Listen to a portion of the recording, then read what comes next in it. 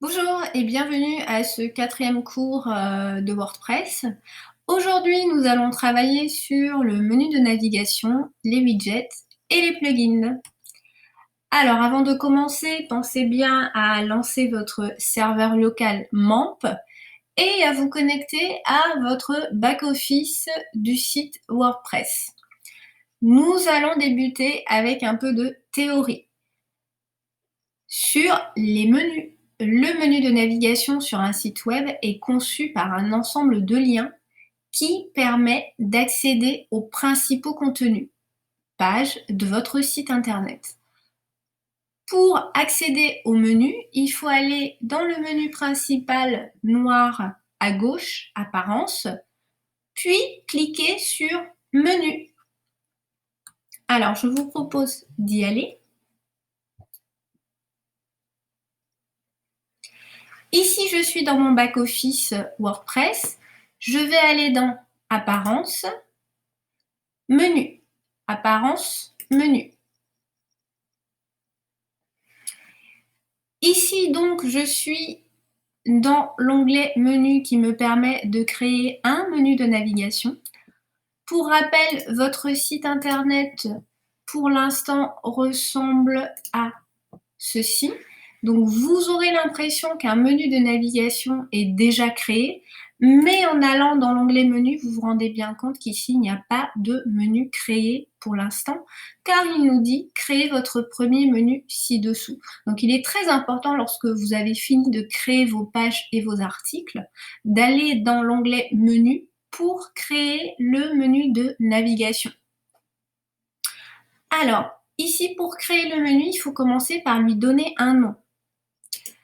Généralement, les développeurs vont appeler le menu principal de navigation Main ou Main Menu pour principal.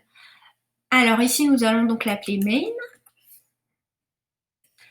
Ensuite, nous allons ajouter des réglages à ce menu. Premièrement, nous pouvons dire qu'il est possible d'ajouter automatiquement des pages. Ici, je coche ajouter automatiquement les pages de premier niveau à ce menu. Ensuite, je peux afficher l'emplacement.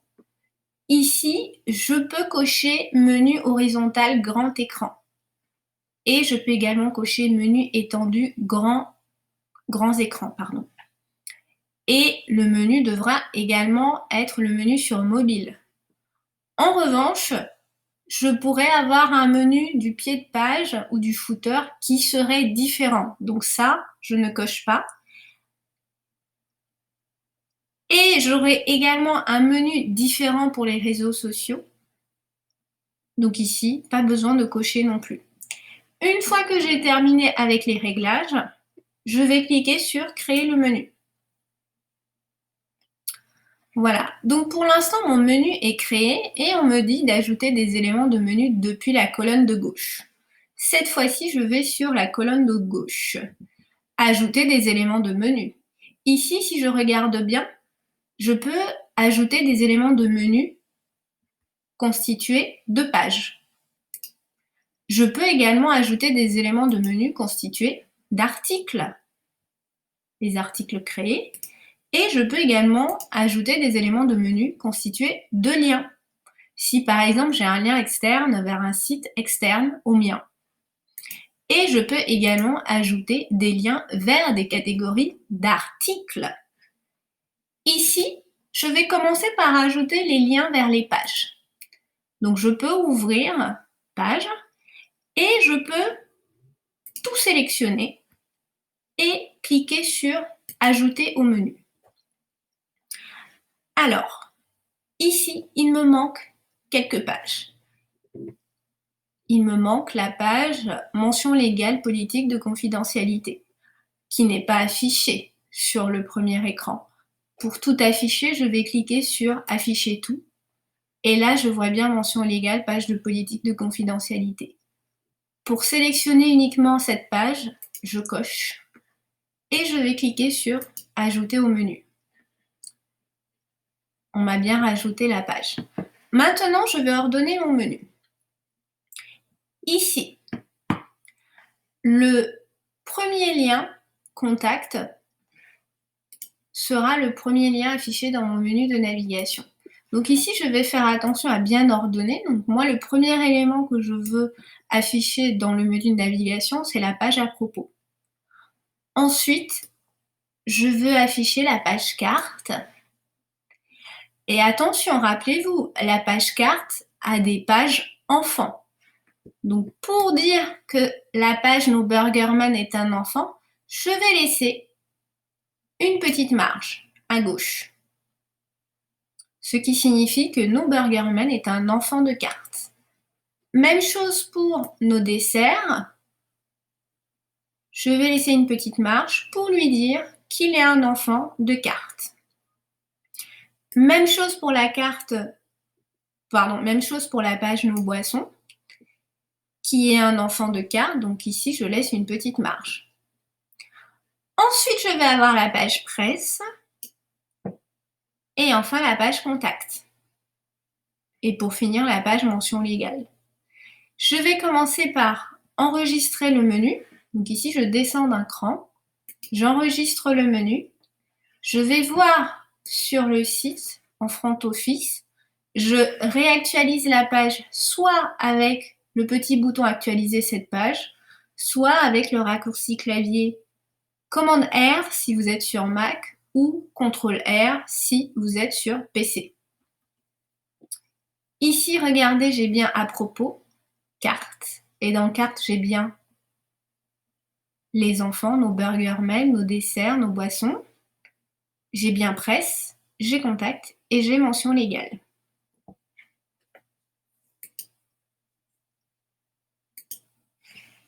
Ensuite, ici par exemple, si je décoche menu sur mobile et que j'enregistre, vous allez voir que ce menu ici va disparaître. Ah bon, dans ce thème, c'est différent. Il le met aussi bien en desktop qu'en mobile. Bon. Alors, ensuite, on va revenir. Ici, je souhaiterais afficher un lien vers tous les articles. Donc, j'ai terminé avec les pages. Je vais fermer les pages et je vais ouvrir les articles. Ici, j'ai tous mes articles. Donc, je peux, par exemple, ajouter un article. Moi, ce qui m'intéresserait, ce serait de rajouter tous les articles qui bénéficient d'une catégorie. Donc ici, je vais aller dans catégorie. Et par exemple, je sais que la catégorie news a été attribuée à tous mes articles. La catégorie news a été attribuée à tous mes articles. Donc, si je l'ajoute au menu, on est d'accord que je vais avoir tous mes articles qui seront appelés dans la page news. Je vous propose de voir cela. Premièrement, je rajoute la catégorie news. Lorsque vous rajoutez un élément, vous pouvez très bien changer le titre de la navigation. Donc ici, par exemple, si je souhaite l'appeler actualité, je peux juste changer le nom et ça deviendra actualité. Je peux également supprimer en cliquant sur retirer. Je peux déplacer d'un cran vers le haut. Donc là, vous voyez, il est monté d'un cran. Et je peux déplacer d'un cran vers le bas. Et je peux sortir de sous-carte. Voilà. Donc vous avez différents éléments de réglage sur les liens du menu de navigation. Voilà. Ici, je vous propose d'enregistrer le menu et d'aller quand même bien vérifier que parmi mes articles, j'ai bien rajouté la catégorie news à tous mes articles. Ici, je vois bien que j'ai la catégorie news rajoutée à tous les articles. Donc on y va. On retourne dans le menu de navigation.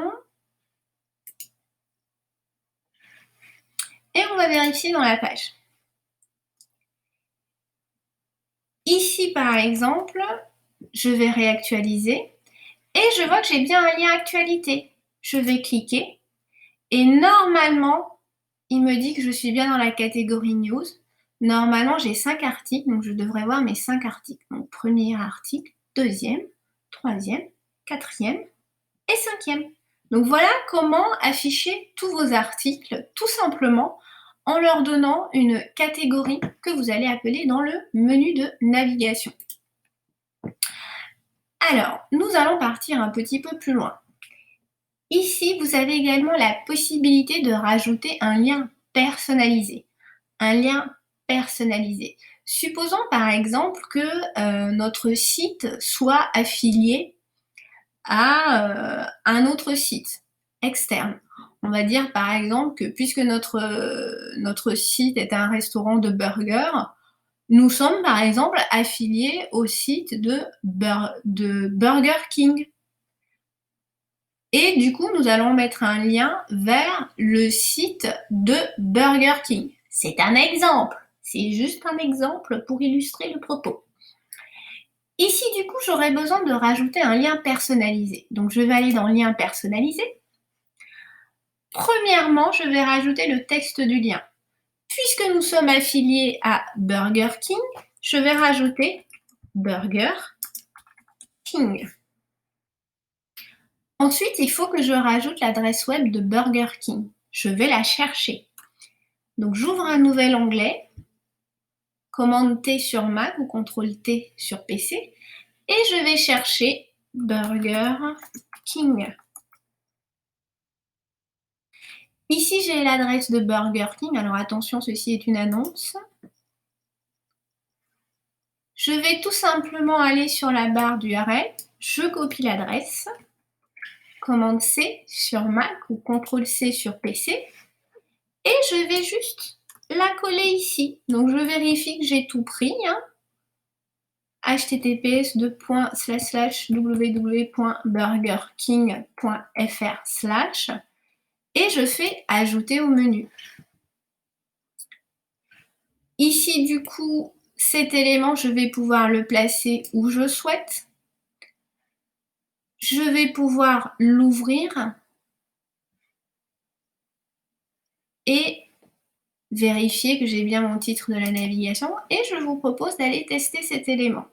Donc ici, j'enregistre le menu et je vais vérifier sur mon site Burgerman.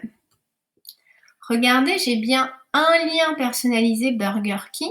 Lorsque je clique dessus, effectivement, il m'ouvre le lien vers la page burgerking.fr. Donc ça, c'est juste pour l'exemple. Ici, je vais juste terminer par un élément important, c'est que vous pouvez voir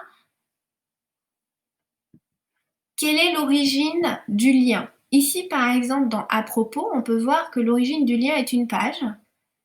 Idem pour carte, nos burgers men, nos desserts, nos boissons. Pour actualité, nous pouvons voir que l'origine est une catégorie. Pour presse, on peut voir que c'est encore une page. Également pour contact. Pour Burger King, nous pouvons voir que l'origine est un lien personnalisé. Et pour les mentions légales, nous pouvons voir que c'est la page de politique de confidentialité, l'origine. Donc voilà comment rajouter des liens de différentes origines dans votre menu de navigation. Si par exemple vous devez supprimer un lien, tout simplement vous ouvrez le lien et vous cliquez sur Retirer. Puis vous enregistrez le menu et vous allez vérifier. Ah, alors je ne suis pas au bon. Ici on réactualise la page et nous voyons que nous n'avons plus le lien Burger King. Voilà pour les menus de navigation. Alors, il est important de créer un premier menu de navigation, menu principal, qui va s'appeler Main par exemple, mais vous pouvez rajouter autant de menus que vous le souhaitez. Vous pouvez par exemple créer un menu footer pour le pied de page. Vous pouvez également créer un menu latéral pour les widgets. Vous pouvez créer tout type de menu. Je vous propose de passer à la suite.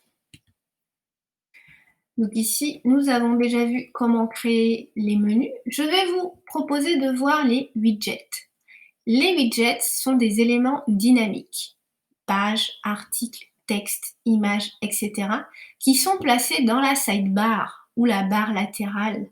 Vous savez, cette barre qu'on va appeler la barre latérale droite ou la barre latérale gauche, ou alors la colonne de droite ou la colonne de gauche du site. Très utile, ils apportent un complément d'information ou des navigations latérales. Pour accéder au widget, il faut premièrement aller dans Apparence, puis dans Widget. Alors, ici je suis bien dans Apparence, donc je vais juste cliquer sur Widget. Très bien. Ici, du coup, je vous propose de voir rapidement les différents widgets que vous avez. Vous avez premièrement les widgets disponibles. Pour activer un widget, il suffit de le glisser dans la colonne latérale ou de cliquer dessus.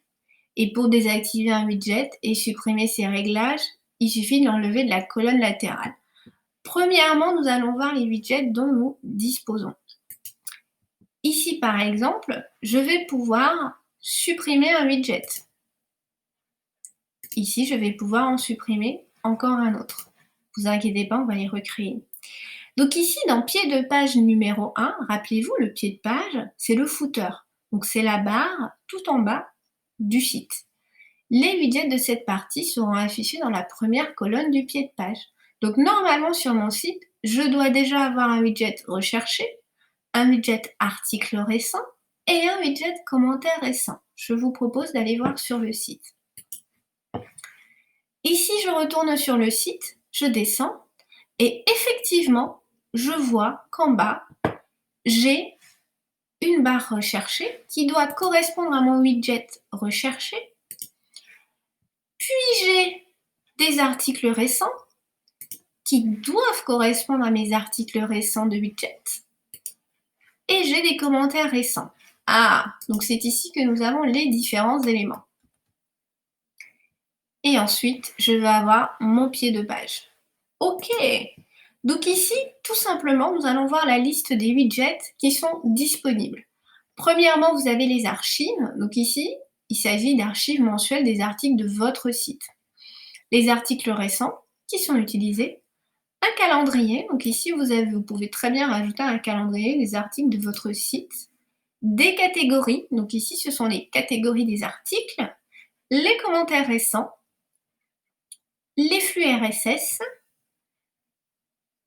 Les galeries, alors ici vous pouvez afficher une galerie d'images, l'HTML personnalisé qui vous permet de rajouter du code HTML arbitraire, images qui vous permet d'afficher une image, menu de navigation qui vous permet d'afficher un menu de navigation, la balise méta qui vous permet de rajouter des éléments de connexion à votre back-office de flux RSS et de liens vers le site officiel de wordpress.org, les nuages d'étiquettes, nuages de mots-clés, les mots-clés les plus utilisés, les pages, donc une liste des pages de votre site internet, un formulaire de recherche pour votre site, du son qui va vous permettre d'afficher un lecteur audio, du texte, des vidéos, etc.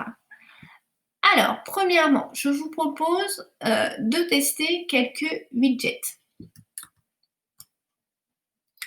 Pour utiliser un widget disponible, il faut le cliquer-glisser dans le bloc de la barre latérale. Pour le configurer, il faut ouvrir le bloc et le paramétrer.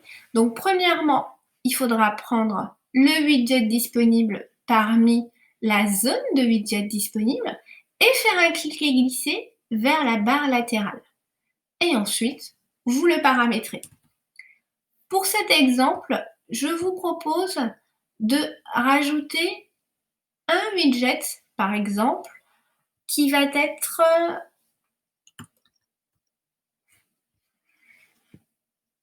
l'HTML personnalisé. Avant de faire cet exercice, voyons comment modifier déjà les widgets dont nous disposons. Rechercher, ici est un widget très simple dont vous pouvez par exemple changer le titre si vous le souhaitez. Vous pouvez également le supprimer juste en cliquant sur supprimer. Ici, si je souhaite le supprimer, je clique sur supprimer. Et si je souhaite le rajouter, je vais chercher rechercher. Et comme indiqué, je le prends et je fais un cliquer glisser pour le mettre à cet endroit, tout simplement. Si j'ai terminé, je clique sur terminer. Les articles récents, pardon. Ici, je peux décider de n'afficher que 3 articles. Puis j'enregistre. Je peux décider d'afficher la date de publication. Et j'enregistre. Les commentaires récents. Ici, par exemple, je peux décider d'afficher 3 commentaires. Et j'enregistre. Donc voilà pour les widgets du pied de page numéro 1.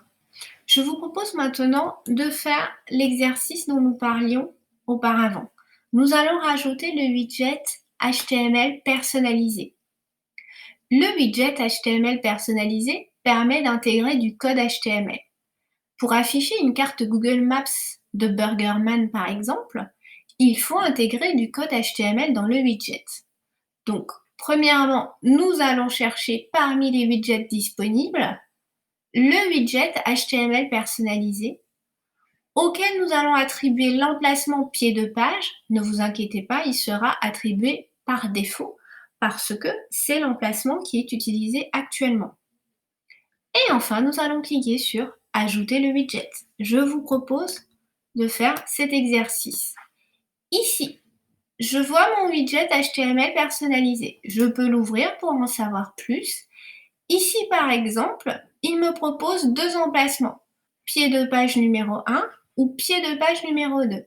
Je sais que mon pied de page numéro 1 correspond à celui-ci. C'est celui qui est déjà utilisé. Si j'ai un doute, je vérifie, c'est celui-ci. Et mon pied de page numéro 2 correspond à celui-là. Ici, par défaut, je vais laisser le pied de page numéro 1, celui qui est présélectionné. Et je vais cliquer sur Ajouter le widget. Premièrement, je vais commencer par donner un titre à mon widget. Je vais l'appeler Nous retrouver ou Nous localiser. Oui, Nous localiser, ce sera beaucoup mieux. Nous localiser. Donc, premièrement, je mets le titre et j'enregistre. Je peux aller vérifier déjà s'il se passe quelque chose et je vois bien que j'ai mon titre Nous localiser. Très bien, je vais pouvoir continuer. Ensuite, dans la zone de contenu, je pourrais coller mon code HTML. Rappelez-vous, ici, nous sommes sur le widget HTML personnalisé. Donc ici, je vais juste aller chercher le code HTML qui permet d'intégrer une carte interactive Google Maps de mon local Burgerman.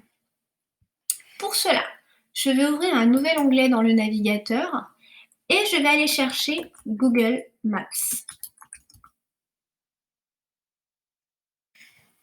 Voilà, et le résultat de recherche premier correspond à Google Maps, maps.google.fr.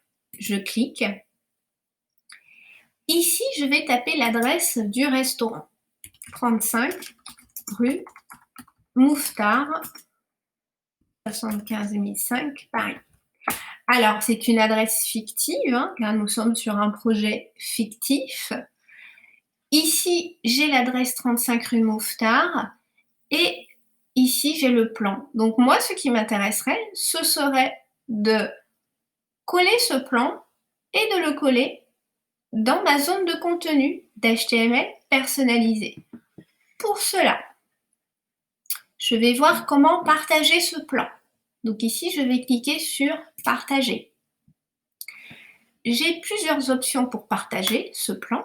Je peux envoyer un lien ou je peux intégrer une carte avec du code HTML. Ici, c'est ce qui va nous intéresser. Donc, je vais cliquer sur Intégrer une carte. Ici, j'ai le code iframe, donc fenêtre source, qui correspond à cet aperçu, à cette fenêtre intégrant une carte interactive que je peux copier. Donc ici, je vais cliquer sur copier le contenu HTML. Et là, j'ai une petite fenêtre qui me dit copier dans le presse-papier. Très bien. Je retourne dans Widget et ici, je fais commande V si je suis sur Mac ou CTRL V si je suis sur PC. Ici, donc, nous venons de coller le code qui correspond à notre carte du restaurant 35 rue Mouffetard, Paris. Si vous regardez le code, vous pouvez voir qu'ici, nous avons donc une iframe, donc une fenêtre. Ensuite, nous avons SRC, donc la source. Et donc, nous avons l'adresse du site Google Maps. Et ici, si vous décomposez, vous pouvez voir, par exemple, apparaître 35, pardon, 35 ici. Là, c'est juste l'espace, rue, espace, Mouffetard. Et ici, nous avons 75 005, Paris. Ensuite, nous avons la taille de l'écran. Donc ici, on a la longueur 8 et la largeur 8, 450. Puis, nous avons des éléments comme la bordure du cadre. On a les styles border pour contour, etc., etc. Alors, une fois que vous avez copié votre contenu, vous allez enregistrer et vous allez vérifier si tout s'affiche correctement dans le navigateur. Et regardez, maintenant, on a bien nous localisé et nous avons également notre carte. Alors, si vous n'êtes pas satisfait, par exemple, de la carte, vous pouvez bien entendu la modifier, cette carte. Premièrement, ce que je vous propose à chaque fois que vous intégrez une carte, ça va être de vérifier qu'elle est bien responsive. Donc ici, en réduisant la taille de la fenêtre, je vois bien que ma taille est responsive. Si je veux, par exemple, la réduire, eh bien, je peux travailler un peu la taille. Ici, par exemple, j'aimerais qu'elle s'arrête à ce niveau, pour qu'il n'y ait pas toute cette zone blanche. Donc là, je vais retourner dans mon widget et je vais mettre en largeur 250 par exemple et enregistrer. Donc ici, j'ai réduit un petit peu la largeur. On va vérifier ce que ça donne. Ça me donne ceci. Ça me paraît beaucoup mieux. On voit tout de suite le métro et la personne peut très bien voir que c'est 24 minutes en voiture de son domicile. C'est le cas chez moi, par exemple. Donc voilà pour cet exercice d'intégration d'HTML personnalisé. Ensuite,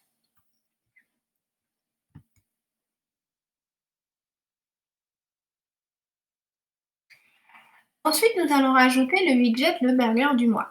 Comme nous sommes un restaurant de burgers, chaque mois, nous allons élire le burger du mois et nous allons afficher un visuel de ce burger du mois, incluant également un lien vers l'article correspondant à ce burger. Donc, premièrement, nous allons rajouter un widget image avec le titre Le burger du mois. Et plus tard, lorsque nous aurons créé nos images sur Photoshop, nous rajouterons l'image correspondant au burger du mois. Alors, je vous propose de faire ce mini exercice. Donc ici, je retourne dans Widget. J'ai terminé avec le widget HTML personnalisé nous localiser. Je peux le fermer. Je le ferme.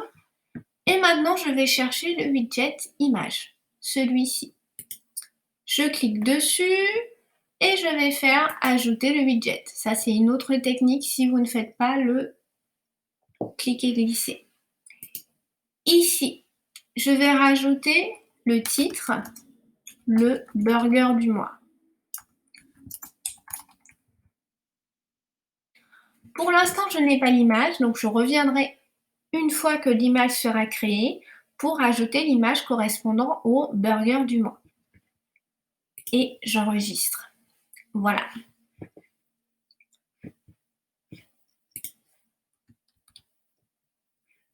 Donc pour ce burger du mois, vous verrez qu'il ne sera pas affiché parce qu'il s'agit d'une image. Et tant que nous n'aurons pas rajouté l'image, il n'y aura pas de widget affiché à ce niveau. Alors, donc nous avons terminé avec la partie widget. Je vous propose maintenant de voir la partie sur les extensions et les plugins. Très important. Une extension ou plugin est une fonctionnalité spécifique répondant à une problématique du cahier des charges du site. Par exemple, à ajouter à votre site. Alors, généralement, quand vous créez votre site sur WordPress, vous devrez rajouter les pages qui sont constituées de contenu que vous aurez préalablement rédigé, les articles également du contenu que vous aurez préalablement rédigé, le menu de navigation qui permettra d'ajouter les liens vers vos pages et vos articles afin de rendre ces pages et ces articles accessibles à l'utilisateur final pour optimiser l'ergonomie du site, son accessibilité. Et enfin, si par exemple vous avez besoin de fonctionnalités techniques, de fonctionnalités dynamiques, telles que un formulaire de contact, telles qu'une galerie d'images, telles qu'un annuaire, etc., il faudra ajouter ce qu'on appelle une extension ou un plugin. Donc, pour ajouter une fonctionnalité qui n'est pas intégrée par défaut sur WordPress, il faudra rajouter une extension ou un plugin. Les plugins sont accessibles via différents éléments. Premièrement, ils sont accessibles depuis le back-office de votre site WordPress. Hors proxy, si vous avez un proxy ou que votre navigation est bridée, vous n'aurez pas accès depuis votre back-office. Alors, je vous propose premièrement d'aller voir la technique du back-office. Ici, je suis dans mon back-office, je vais aller dans Extensions. Premièrement, dans Extensions, vous avez la possibilité de voir quelles sont les extensions installées. Donc ici, je vais cliquer sur Extensions installées. Par défaut, lors de l'installation de votre site WordPress, il vous a été installé l'extension Akismet Anti-Spam, qui est un anti-spam par défaut livré avec WordPress et qui a été créé par la maison mère de WordPress qui s'appelle Automatique. Donc Akismet Anti-Spam, vous permet de protéger votre blog des indésirables, spam, etc. Ensuite, vous avez Hello Dolly. Alors, on vous précise que ce n'est pas qu'une extension, elle symbolise l'espoir et l'enthousiasme de toute une génération. Mais en fait, c'est une grosse blague, tout simplement, parce qu'elle va afficher aléatoirement des paroles de la chanson Hello Dolly. Donc, elle ne sert pas à grand-chose. Si vous voulez, vous pouvez très bien la supprimer. Ici, d'ailleurs, si vous souhaitez supprimer une extension, il suffira de cliquer sur « Supprimer ».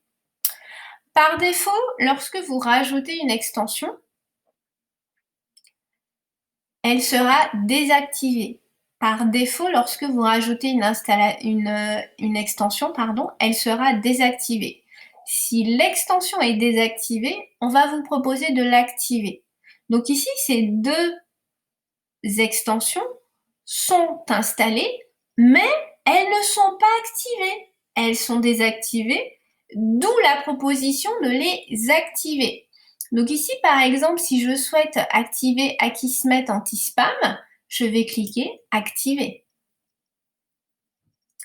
Et là, ils me disent « Éliminez le spam de votre site ». Ok, sauf que pour cela, il faut que je crée un compte Akismet et puis après que j'ajoute manuellement la clé d'API. Ok, on verra cela plus tard. Ici, je vais revenir à mes extensions. Si par exemple, je reviens, je peux voir que maintenant on me propose d'autres éléments parce que Akismet a été activé. On va me proposer de régler l'extension ou de désactiver l'extension. Donc ici, je vais commencer par désactiver. OK. Ensuite, j'ai la possibilité, rappelez-vous, d'ajouter des extensions. Donc je vous propose cette fois-ci de monter en haut et de cliquer sur Ajouter. Ici, normalement, si vous n'avez pas de problème d'accès au noyau de WordPress, vous devez voir apparaître une liste de suggestions d'extensions. Donc ici, premièrement, vous avez les extensions mises en avant, donc les plus utilisées, par exemple, par la communauté. Vous allez avoir le Classic Editor, qui est l'extension d'origine pour la création des pages et des articles. Donc nous, dans notre cours, nous avons utilisé Gutenberg, mais avant la création de Gutenberg, nous utilisions le Classic Editor, éditeur classique. Si par exemple vous n'aimez pas utiliser Gutenberg, vous pouvez très bien installer le Classic Editor et l'utiliser à la place de Gutenberg. Attention cependant, toutes les fonctionnalités utilisées sur Gutenberg risqueraient d'être perdues puisqu'elles ne seront pas intégrées dans le Classic Editor. Ensuite, vous avez Akismet qui est proposé. Vous avez Jetpack qui permettent de faire beaucoup de choses telles que la sécurité, la sauvegarde, la vitesse et la croissance WordPress. BBPress qui permet de rajouter un forum, Gutenberg. F-Check and Troubleshooting qui permet de faire un diagnostic de santé de votre site WordPress, etc. Premièrement, j'aimerais vous proposer de voir ce qu'il est important de regarder, d'analyser comme critère de choix d'un plugin. Dans le Classic Editor, par exemple, premièrement, vous avez des détails et une description du plugin. Donc, premièrement, on vous dit remplace l'éditeur à base de blocs par l'éditeur classique, remettant TinyMCE, c'est le nom de marque de l'éditeur de texte, dans l'écran de rédaction. Donc, l'écran de rédaction correspond à l'écran de rédaction de vos pages et de vos articles, avec les blocs méta, etc. Fonctionne avec toutes les extensions qui visent. Et si vous voulez en savoir plus, vous pouvez aller dans plus de détails. Donc, dans plus de détails, vous allez avoir donc l'aperçu du Classic Editor. Vous allez avoir la description détaillée. Vous allez avoir également la version, l'auteur, la dernière mise à jour. Donc ici, il y a 3 mois. Nécessite WordPress en version 4.9 ou plus. Compatible jusqu'à la version 5.5.3. Nécessite PHP en version 5.2.4. Installation active 5 millions plus et moyenne des notes 5 étoiles. Ensuite, vous avez les avis. Alors, donc ici, ce qui va être important à vérifier sur l'extension de votre choix, ça va être premièrement la correspondance avec votre besoin. Est-ce que cette extension va bien répondre à votre problématique? Est-ce qu'elle va bien apporter la solution que vous recherchiez pour ajouter à votre site internet? Deuxièmement, il faut vérifier le nombre d'étoiles. Il faut vérifier le nombre d'installations actives. Donc, effectivement, si vous avez 5 millions d'installations, c'est assez positif. Si vous avez 5 étoiles et que vous avez 903 personnes qui ont voté 5 étoiles, c'est très positif également. Ensuite, la dernière mise à jour. Ici, on nous dit il y a 3 mois. Attention, il y a 3 mois sortait la nouvelle version de WordPress. Donc ici, on est d'accord que on pourrait peut-être avoir des petits soucis sur cette extension puisque la dernière mise à jour date d'il y a 3 mois. Sachant que la prochaine version de mise à jour de WordPress sera dans 2 semaines, eh bien peut-être que je vais me poser la question avant de mettre cette extension. Ensuite, il faut bien vérifier que vous avez le petit check vert pour dire que c'est compatible avec votre version de WordPress. Si vous ne l'avez pas, par exemple, eh bien, vous allez peut-être attendre de l'avoir. Ici, je vais vous proposer, par exemple, de chercher des plugins selon certaines fonctionnalités. Si vous cherchez, par exemple, un plugin de sécurité, vous allez aller dans la barre de recherche des extensions et vous allez taper le mot-clé sécurité.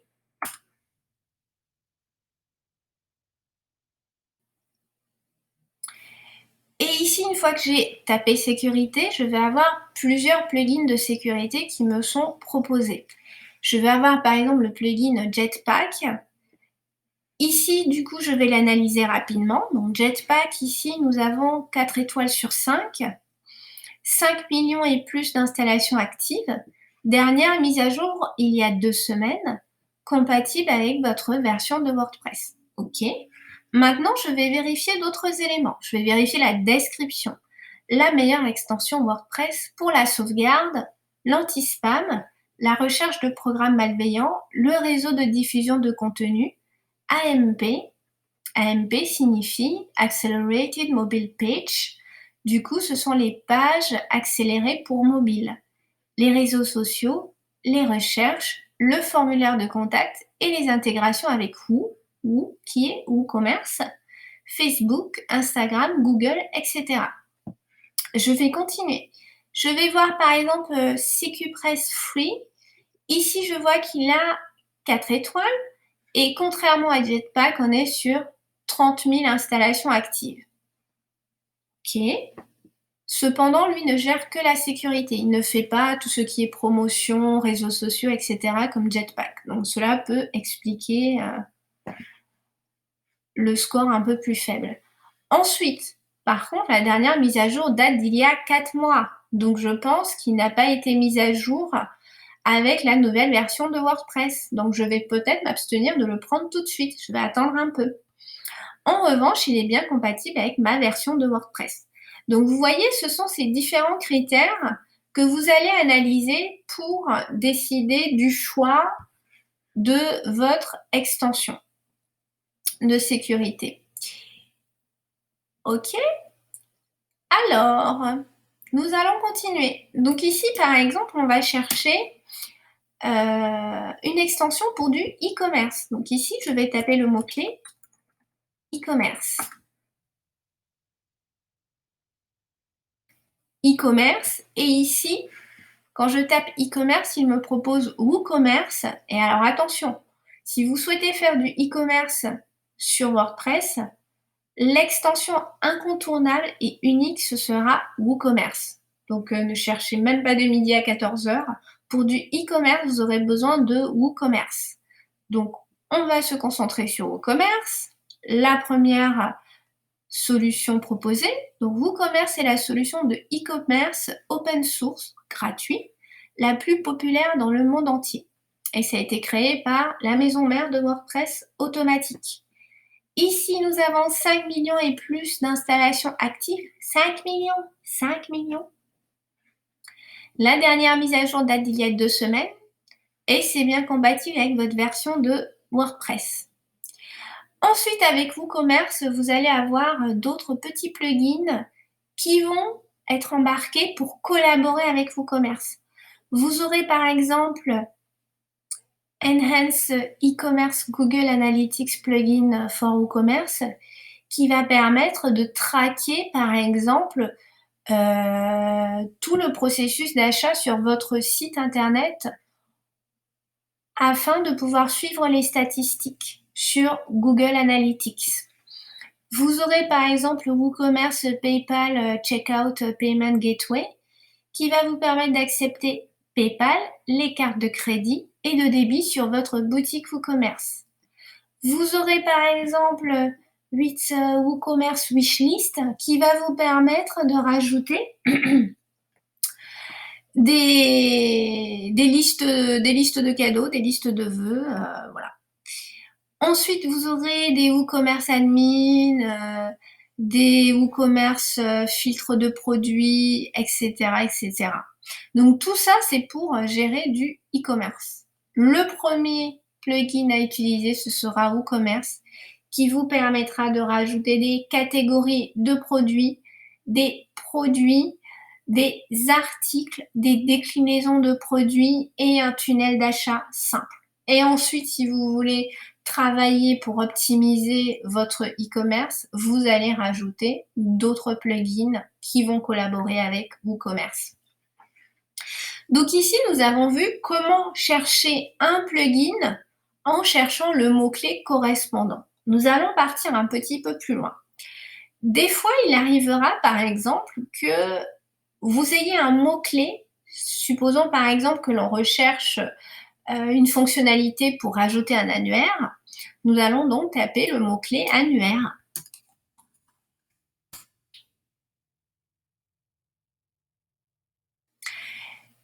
Alors, quand vous tapez un mot-clé, il faudra bien entendu vérifier la pertinence des résultats de recherche. Ne vous fiez pas toujours au moteur de recherche. N'oubliez pas que derrière, il s'agit d'un robot qui va juste essayer de répondre à votre demande.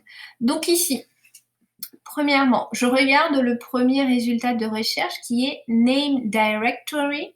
Donc ici, on me dit annuaire de nom, glossaire, contenant beaucoup d'options. Annuaire facile à ajouter à votre site grâce. Alors, ici, par exemple, je vais aller voir plus de détails. Donc ici, ajoute des répertoires de noms, termes, glossaires. OK. Donc ici, je peux créer plusieurs annuaires. OK, très bien. Alors, ce résultat est pertinent. Je vérifie. Alors, il y a 3000 installations actives. C'est pas beaucoup. Par contre, il y a 5 étoiles. Ensuite, la dernière mise à jour date d'il y a 21 heures et c'est compatible avec ma version de WordPress. En revanche, si je compare avec les autres résultats de recherche, je vois par exemple que Cookie Notice for GDPR and CCPA, GDPR c'est pour la loi RGPD, la réglementation pour la protection des données personnelles. Cookie Notice, du coup, va me permettre d'informer les utilisateurs avec élégance que mon site utilise des cookies et vous aide à vous conformer à la législation européenne RGPD et CCPA sur les cookies. OK.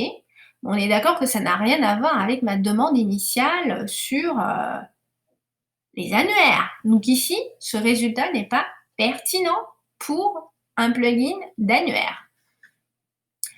Ensuite, Ultimate Post by Mail va remplacer et ajouter de la sécurité par défaut aux publications par mail inclus dans WordPress. Encore une fois, ce n'est pas du tout pertinent face à ma demande. Donc, selon la fonctionnalité que vous allez rechercher, vous allez chercher d'abord le mot-clé en français, mais n'oubliez pas que WordPress, à la base, a une communauté anglophone beaucoup plus grande que la communauté française. Donc ici, je vais par exemple chercher l'équivalent du mot-clé en anglais. Donc annuaire en anglais, c'est directory. Et regardez maintenant, je n'ai que des plugins de Business Directory. Et là, on est pertinent. Celui-ci est pertinent.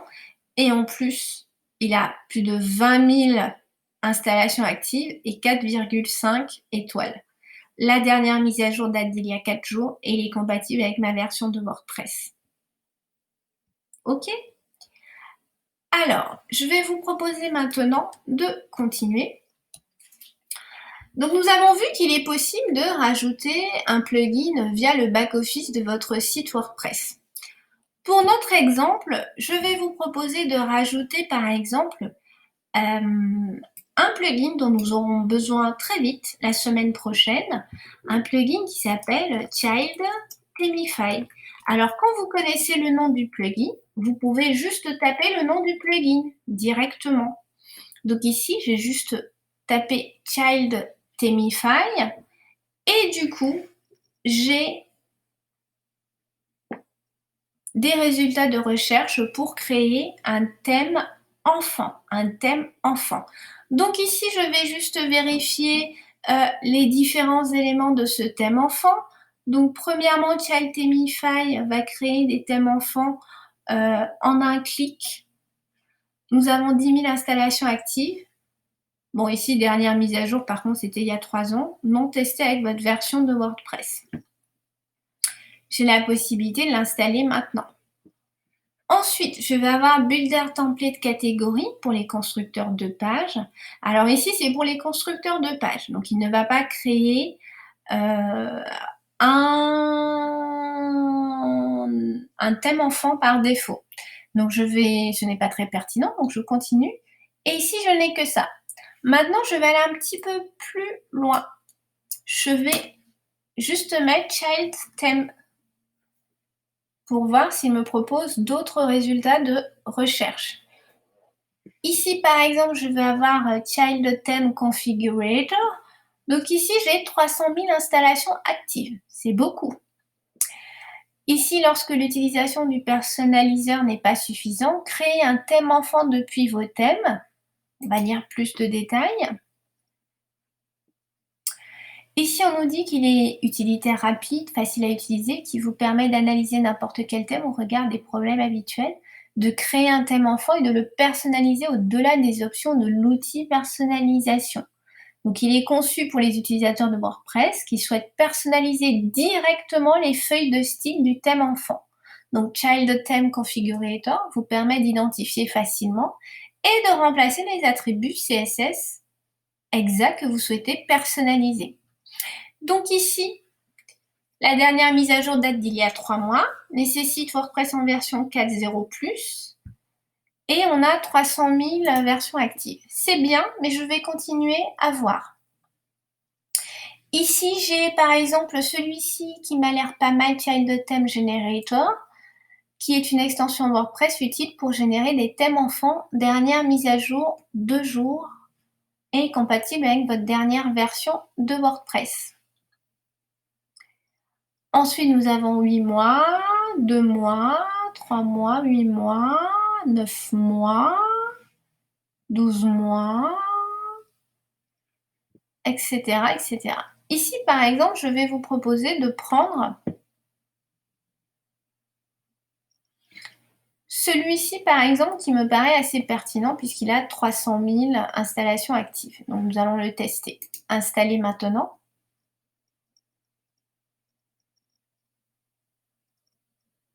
Et vous voyez, pendant un moment, du coup, il va chercher le plugin, il va l'installer.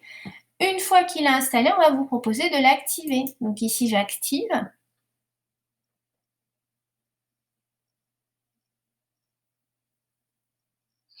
Et regardez, je suis redirigée automatiquement vers la page des extensions installées. Ici, du coup, je vois bien que Child Theme Configurator est activé, puisqu'on me propose de le désactiver. Et on me dit que si en utilisant le Customizer ou la personnalisation de thèmes, ce n'est pas assez, nous pouvons créer des thèmes enfants et personnaliser les styles, les templates, les fonctions, etc. Ok. Donc ça, c'est la méthode pour installer un thème de votre, installer un plugin de votre choix directement depuis le back-office. Je vais vous proposer de voir une autre technique. Supposons par exemple que vous n'ayez pas accès au noyau de WordPress directement dans votre back-office. Dans ce cas-là, vous allez chercher directement sur le site officiel de WordPress. Donc ici, je vais vous demander de cliquer sur le lien, https://fr.wordpress.org plugin. Autorisé. Donc ici, nous sommes sur le site officiel de WordPress français, frwordpress.org, et nous sommes dans la section plugins. Donc ici, je vais pouvoir rechercher des extensions de la même manière que dans mon back-office. D'ailleurs, dans mon back-office, j'ai exactement les mêmes liens. Donc le back-office, il est juste lié au noyau ou pas. Donc s'il n'est pas lié au noyau de WordPress, vous allez sur le site officiel de WordPress et vous cherchez votre plugin et vous le téléchargez depuis le site officiel. et on verra comment l'installer directement sur votre serveur ou alors directement dans Extensions ajoutées. Alors, nous allons faire la même chose. Ici, nous allons chercher par exemple un plugin pour créer un formulaire de contact. Formulaire de contact. Donc, je tape les mots-clés formulaire de contact. Et ici, j'ai les résultats suivants. Vous avez vu, c'est exactement la même chose. Donc ici, contact forme 7. OK, une autre extension de formulaire de contact simple mais flexible. 5 millions d'interactions actives testées avec 5.5.3. OK. Ici, du coup, si vous avez un doute avec votre version de WordPress, vous pouvez très bien revenir dans votre tableau de bord et dans votre tableau de bord, vous aurez votre version de WordPress. Ici, votre version est 5.5.3 par exemple. Donc ici, je sais que ça a été testé avec ma version et que c'est compatible. OK. Alors ici, je vois qu'il y a 4 étoiles sur 5. Très bien. 1822 personnes. Très bien. Ensuite, je peux voir qu'il y a d'autres formulaires de contact.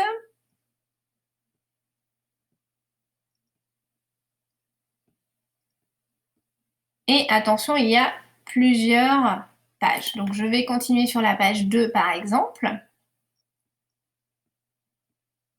Regardez tous les formulaires de contact que je peux avoir. Attention, certaines fois, les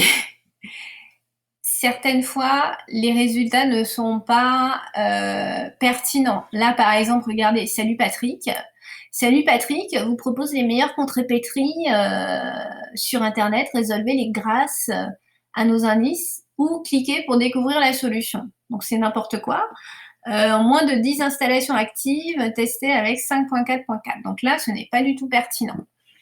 Rappelez-vous que nous avons mis des mots-clés en français. Je vais vous proposer cette fois-ci de mettre juste un mot-clé en anglais, forme, juste forme, pour voir si nous avons plus de résultats de recherche. Alors ici, regardez, nous avons plus de résultats de recherche pertinents. On a toujours contact forme 7, mais on a d'autres plugins, extensions de formulaire de contact tels que WP Forms que nous n'avions pas auparavant. Nous avons également Forminator que nous n'avions pas auparavant. Nous avons également Ninja Forms que nous n'avions pas auparavant. Et ici, ceux-là par exemple, si vous les comparez, vous verrez que ici, nous avons 1 million d'installations actives, 4,5, et c'est testé avec notre version. C'est un constructeur de formulaire simple pour les débutants. Ici, nous avons 100 000 installations actives testées avec notre version et il y a 5 étoiles.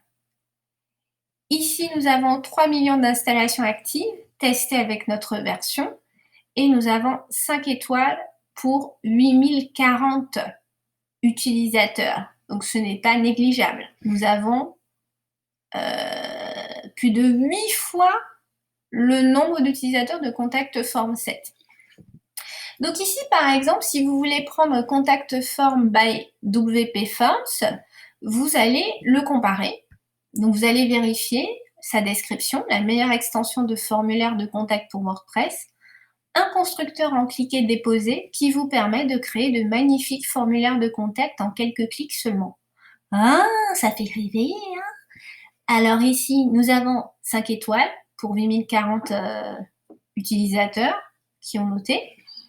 3 millions d'installations actives testées avec notre version. Ici, je vais cliquer dessus, par exemple. En cliquant dessus, je rentre sur la page de WP Forms. Et ici, si je regarde l'URL, je suis dans fr.wordpress.org, plugin WP Forms Lite. Donc là, c'est la version gratuite. Quand vous voyez Lite, ça veut dire que c'est la version légère ou la version gratuite. Ici, je vais avoir un peu plus d'informations sur ce plugin. Je vais avoir, comme toujours, la version du plugin, la dernière mise à jour il y a un mois, les installations actives, plus de 3 millions, la version de WordPress 4.9 ou plus, tester jusqu'à la version 5.5.3 qui correspond à la mienne. La version de PHP, c'est la version 5.5 ou plus. Aujourd'hui, nous sommes en version 7.3 chez PHP, si vous avez fait la mise à jour chez votre hébergeur. Et les langues, il y en a plus de 20. Ici, vous allez avoir une description détaillée du formulaire de contact que je vous propose de lire. Vous avez même des vidéos de présentation du plugin. Vous avez également des modèles de formulaires prédéfinis. Vous avez des modèles prêts pour le mobile, optimisés pour le référencement et optimisés pour la vitesse. Ensuite, vous pouvez aller voir les différents commentaires laissés par les utilisateurs. Donc ici, vous avez bien « This plugin is very easy to use ». Alors ce plugin est très facile à utiliser, etc., etc. Ensuite, vous pouvez voir comment l'installer. Donc ici, on va vous dire qu'il faut soit l'installer via le site wordpress.org plugin, c'est-à-dire celui sur lequel nous sommes, ou alors télécharger les fichiers sur votre serveur. Pour en savoir plus, vous avez un lien. Ensuite, il faut activer et il faut naviguer sur les différents onglets de votre admin menu et cliquer sur « Ajouter nouveau » pour commencer à créer votre nouveau formulaire de contact sur votre WordPress. Alors, je vous propose de voir cela. Donc ici, quand vous êtes sur la page de l'extension choisie, ici nous sommes chez WP Forms, vous aurez un bouton télécharger et vous allez juste cliquer sur télécharger. Et regardez là, il vient de me télécharger le plugin au format zip. Attention, le plugin, il faudra le garder au format zip pour le télécharger dans notre back-office. Le plugin, il faudra le garder au format zip pour le télécharger dans notre back-office. Donc, on y va. Pour l'instant, mon plugin est téléchargé. Très bien. Je retourne dans mon back-office. Dans mon back-office, je vais dans Extension, Ajouter. Extension, Ajouter. Ici, j'ai la possibilité d'ajouter une extension au format zip. J'ai la possibilité d'ajouter une extension au format zip en cliquant sur ce bouton « Téléverser une extension ». Téléverser une extension. Donc, je clique dessus et on me dit « Si vous avez une extension au format .zip, vous pouvez l'installer ou la mettre à jour en la téléversant ici ». Donc, on y va. Je vais cliquer sur « Choisir un fichier ». Et là, du coup, il m'ouvre mon ordinateur. Donc, je vais aller voir dans mes téléchargements. Et je vais retrouver mon fichier wp-forms lite.1.6.3.1.zip. Attention, ici, on attend un fichier zip. Donc, il faudra bien que le fichier soit au format zip. Et je vais faire « Ouvrir ». Et je vais cliquer sur « Installer maintenant ». Et là, regardez, il me dit « Installation de l'extension à partir du fichier téléversé, WP Forms Lite, décompression de l'archive de l'extension ». Donc, vous comprenez pourquoi est-ce qu'il faut que ce soit un fichier zip? Parce qu'il faut que WordPress prenne tous les éléments et qu'il les dézippe à l'intérieur. Installation de l'extension. L'extension a bien été installée. Donc, maintenant, par exemple, on va me proposer d'activer l'extension. Donc ici, je clique sur « Activer l'extension ».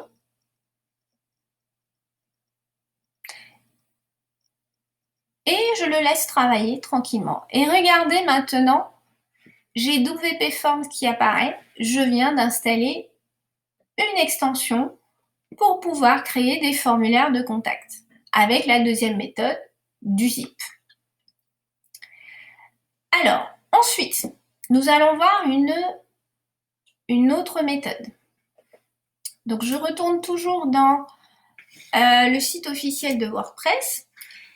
Ici, par exemple, je vais chercher une nouvelle extension. Cette fois-ci, je vais chercher une extension directement avec son nom.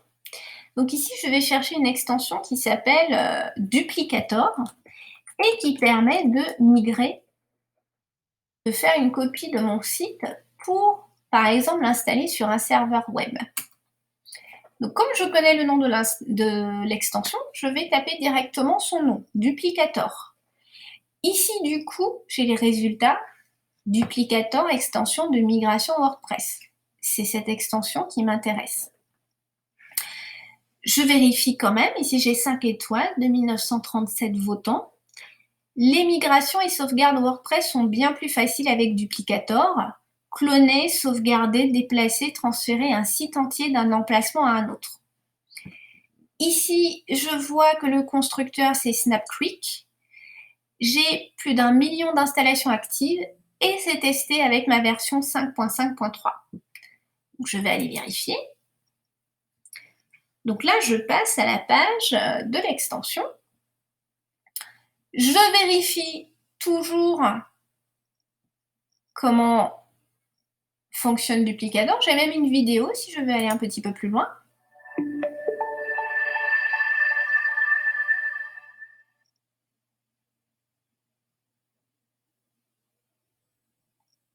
In this quick start video, we'll be using Duplicator to move a WordPress site. Voilà.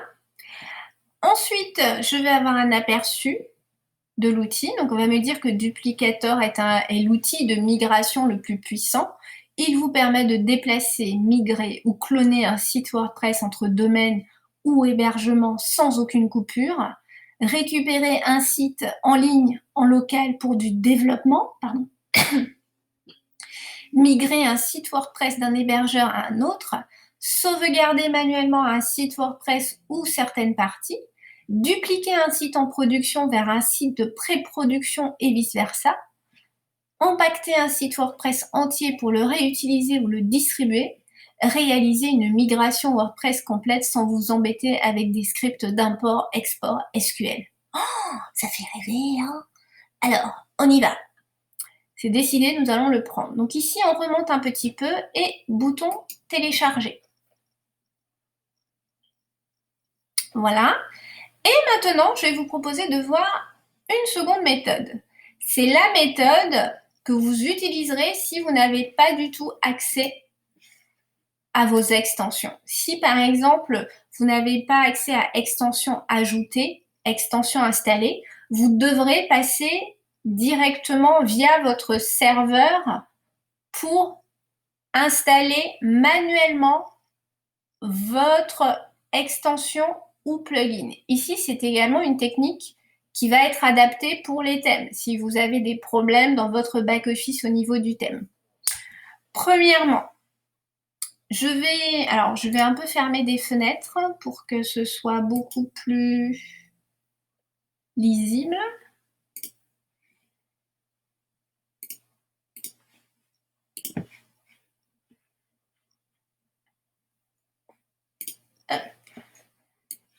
Et voilà. Ici, je vais ouvrir une première fenêtre Finder. On va cacher un peu le bordel. Dans ma première fenêtre Finder, je vais me placer dans Téléchargement. Alors, si vous êtes sur PC, essayez également d'aller dans Téléchargement. Et si vous êtes sur Mac, vous allez également dans Téléchargement. Ici, donc, dans Téléchargement, j'ai accès à Duplicator. Et j'ai accès à WP Formslate. OK. Ensuite, je vais avoir une deuxième fenêtre où j'irai sur mon serveur local. Vous vous rappelez, nous, notre serveur local est dans Applications, MAMP, htdocs. Et le dossier de mon site, c'est Burgerman. Alors, sur mon site Burgerman, pour accéder au répertoire des extensions ou plugins, je vais aller dans WP Content. Et dans WP Content, je vais avoir Plugin. Et dans Plugin, je vais avoir tous les plugins installés. Donc ici, je vais reconnaître Akismet, je vais reconnaître Child Theme Configurator, je vais reconnaître Hello Dolly, je vais reconnaître WP Form Slide. Et ici, du coup, ce qu'on remarque, c'est que ce n'est pas un fichier zip que nous avons, mais bien le dossier décompressé. Le dossier décompressé. Donc ici, je vais prendre par exemple le duplicator et je vais le glisser. Puis, je vais double-cliquer pour le décompresser. Voilà. Maintenant, je n'ai plus besoin du fichier zip. Je vais donc le prendre et je vais pouvoir le supprimer. Voilà. Et donc là, normalement, je viens d'installer Duplicator de façon manuelle sur mon serveur. Je vous propose d'aller vérifier si ça a bien fonctionné. Donc ici, je retourne dans mon navigateur et ici, je suis bien dans la page des extensions. Je vais réactualiser cette page. Regardez, Duplicator apparaît bien. Je vais pouvoir l'activer. Voilà. Et à partir de maintenant, regardez, il apparaît bien dans mon menu de navigation et je vais pouvoir l'utiliser lorsque j'en aurai besoin. Donc ça, c'est une autre technique pour pouvoir installer des extensions si, par exemple, vous n'avez pas du tout accès à la page extension ajoutée ou extension téléversée.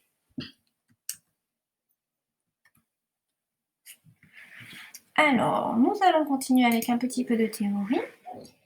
Donc, ici, nous avons vu comment rajouter une extension en ligne. Nous avons vu comment rajouter des extensions en uploadant le document .zip.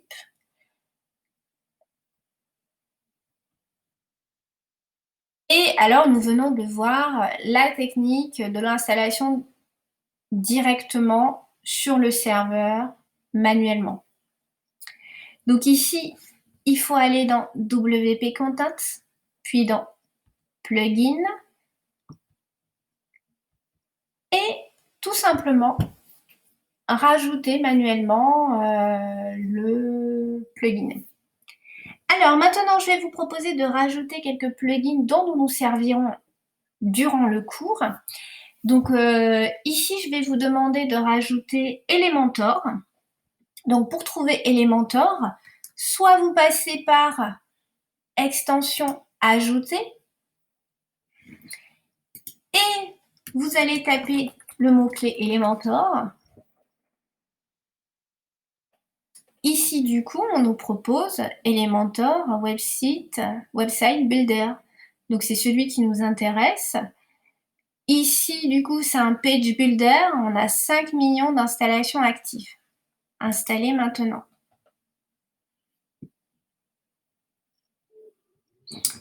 Alors, pendant qu'il installe, vous voyez qu'Elementor embarque plusieurs autres plugins pour rajouter des fonctionnalités. Vous avez Essentials, excusez-moi pour l'accent pourri, Essential Add-ons for Elementor, qui vous permet de rajouter plus de 40 éléments gratuits, interactifs à rajouter à Elementor. Vous avez Premium Add-ons for Elementor. Alors attention, celui-ci, pour pouvoir tout utiliser, il faudra prendre des versions payantes. Et regardez toutes les extensions que vous allez pouvoir ajouter à Elementor. Alors nous allons déjà apprendre à utiliser Elementor en version gratuite et simple. Donc ici, une fois qu'il a bien installé, vous pouvez cliquer sur Activer.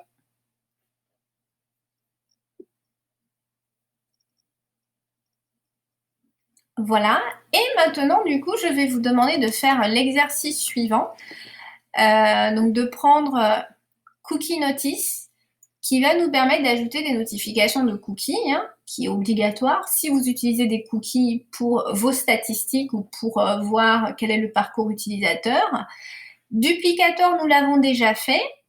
Et je vais vous demander de faire également WordFence, sécurité et protection du site. Voilà, pour cet exercice. Alors, je vais vous demander d'installer ces plugins pour l'exercice et nous nous retrouverons juste après pour configurer Cookie Notice. Alors, ici, comme vous, je vais prendre un Cookie Notice. ajouter, téléverser ah non, c'est pas téléverser, ici ça va être une recherche, donc cookie notice.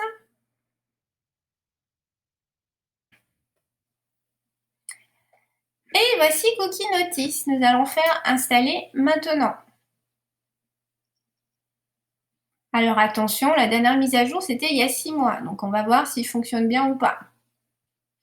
On va activer.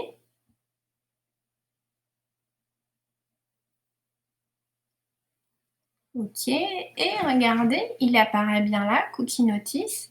On va aller dans réglages. Et on va faire un peu de théorie avec cookie notice. Donc premièrement, il faut configurer cookie notice. La première fonctionnalité de cookie notice va consister à laisser un message. Nous utilisons des cookies pour vous garantir la meilleure expérience sur notre site web.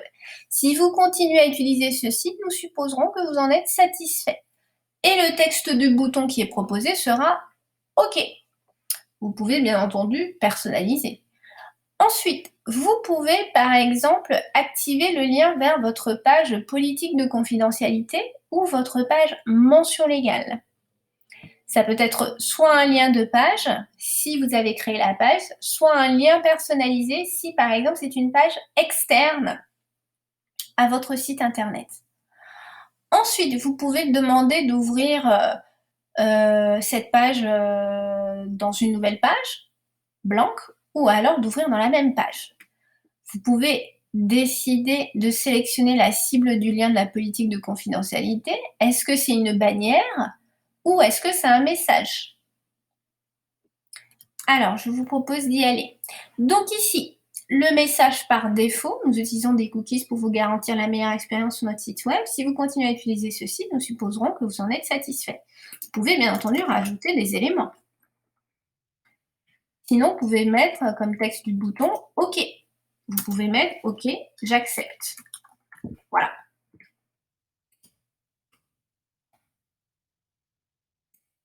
Ou alors, vous pouvez mettre « OK », tout accepter, qui est très à la mode actuellement. Ensuite, vous pouvez activer le lien de politique de confidentialité.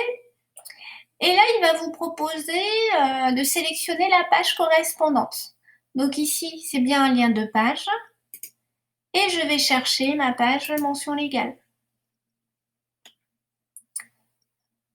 Ensuite, je vais lui dire de l'ouvrir dans la même page et d'utiliser une bannière. Ensuite, vous avez l'obligation de proposer à la personne de refuser, par exemple, si elle ne veut pas non, tout refuser, par exemple. Voilà. Et ensuite, vous pouvez permettre de recharger la page après l'acceptation de la notification. Au défilement, activer l'acceptation de la notification lorsque l'utilisateur fait défiler. Alors ça, du coup, ça signifie que la personne ne vous dit pas non, je ne veux pas ou oui, je ne veux pas. C'est-à-dire que si elle continue de faire défiler la souris, ça veut dire qu'elle a accepté tacitement. Au clic, donc ça veut dire que si la personne clique quelque part, cela permet d'accepter la notification. Ensuite, l'expiration peut être acceptée. Alors ici, vous pouvez mettre 1 mois, 2 mois, 3 mois, etc.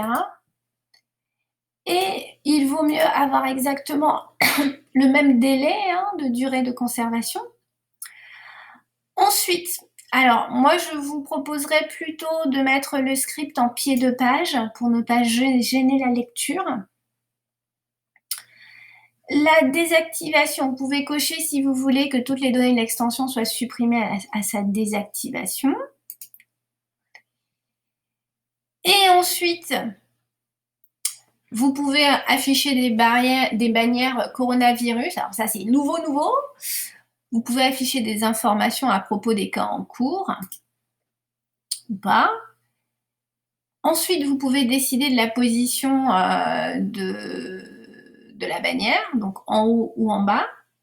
de l'animation si c'est un fondu, du style de bouton si c'est sombre, si c'est clair, voilà. De la classe du bouton si vous voulez par exemple personnaliser les CSS, des couleurs, couleur du texte, couleur de la barre, et de l'opacité de la barre. Ici, vous pouvez mettre une petite transparence par exemple. Donc voilà. Et lorsque vous avez terminé, vous pouvez faire enregistrer les modifications. Et ici, nous allons vérifier du coup sur notre site. Donc ici, regardez, maintenant nous avons une petite bannière, nous utilisons des cookies pour vous garantir la meilleure expérience sur notre site web. Si vous continuez à utiliser ce site, nous supposerons que vous en êtes satisfait. OK, tout accepté, non, tout refusé, politique de confidentialité. Alors ici, on va tester le non, tout refusé.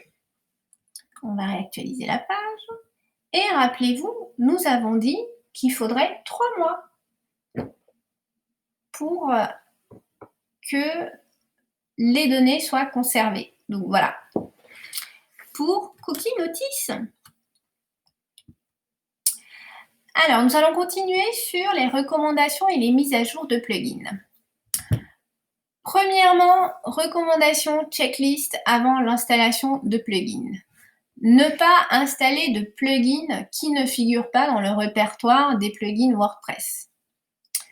Alors, ici, c'est à prendre avec parcimonie. Si par exemple, vous vous rendez compte que vous êtes sur le site d'un développeur et que le site n'est même pas sécurisé, qu'il n'y a pas d'adresse HTTPS, que c'est une adresse HTTP, là, vous devez avoir tous vos signaux d'alerte qui doivent clignoter et vous dire « sors, sors, sors ».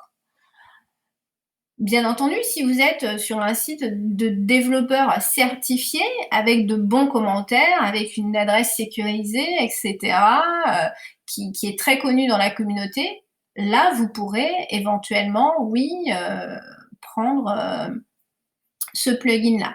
On va prendre comme exemple, par exemple, un plugin qui ne se trouve pas dans le répertoire officiel de WordPress car il est payant, mais qui est très connu dans la communauté. Vous aurez par exemple, pour la fonctionnalité de réservation, un plugin qui s'appelle Amelia WP Plugin.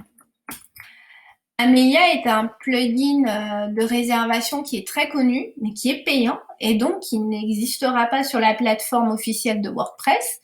Ici, premièrement, quand vous tapez Amelia dans le moteur de recherche, vérifiez bien que vous êtes sur un site sécurisé. Donc effectivement, ça fonctionne. On est sur un site sécurisé. Vous êtes sur le site officiel d'Amelia, wordpressamelia.com. Ensuite, vous voyez qu'en ce moment, eh bien, il y a le Black Friday avec des offres.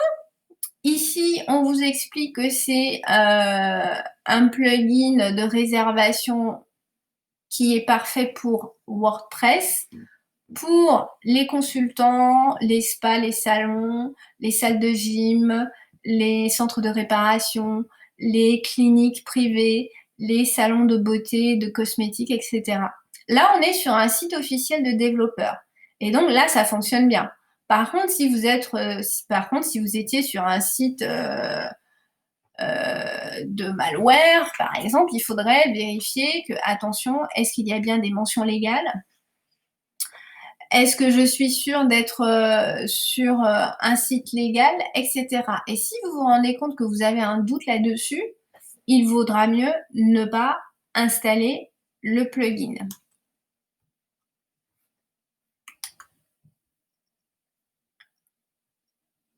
Donc, il faut toujours s'assurer que les plugins, quand ils sont gratuits ou payants, soient dignes de confiance et soient réels.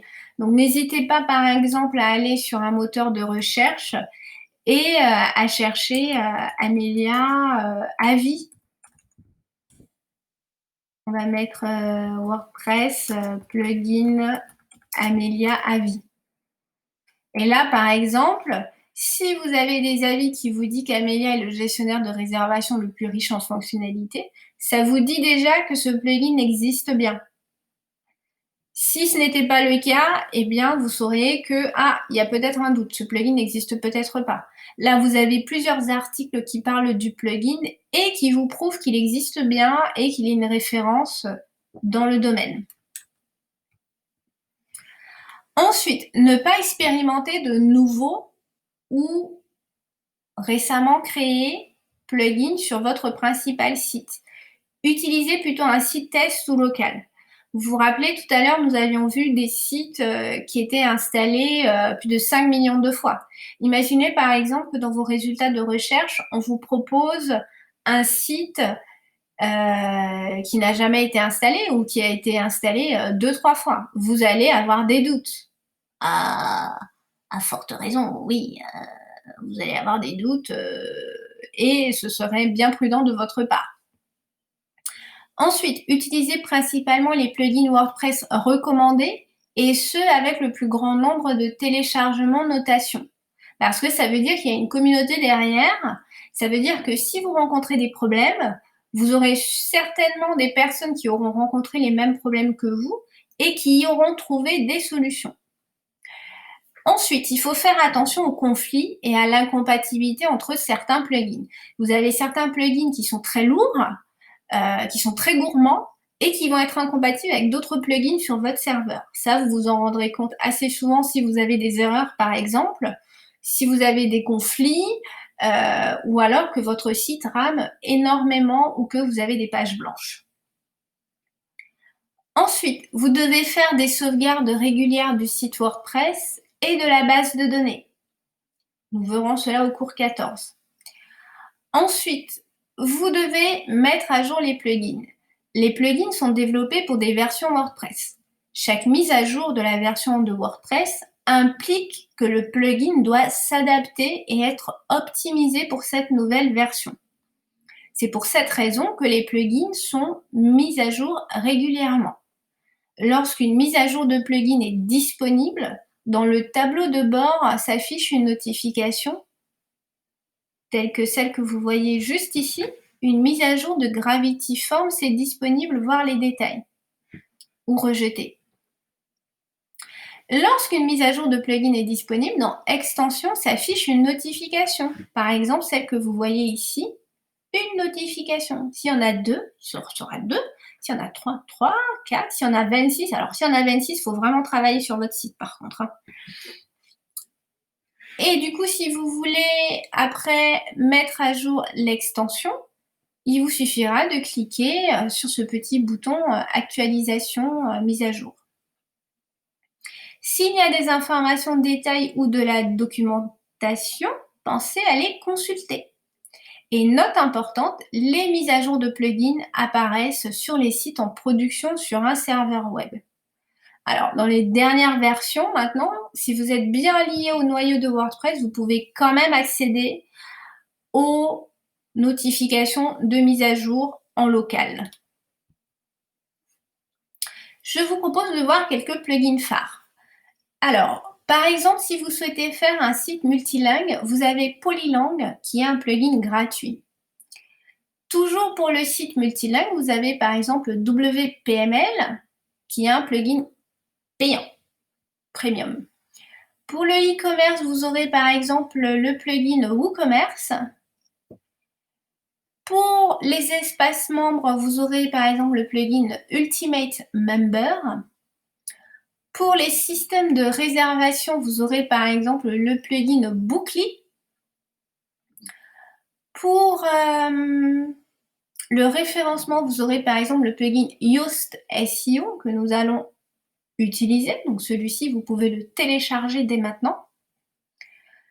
Pour Google Analytics, vous avez Google Analytics Monster Insight qui vous permet de gérer le référencement et également d'avoir directement vos statistiques depuis votre back-office. Pour rajouter un réseau social, vous aurez BuddyPress. Pour la sécurité, vous aurez WordFence, que je vous invite également à télécharger car nous l'utiliserons. Pour la sécurité, vous aurez également Sucuri, qui est pas mal. Et pour la mise en production sur un serveur web, vous avez Duplicator, que nous utiliserons également. Voilà, je vous remercie pour, ce cours et je vous dis à bientôt pour le prochain cours.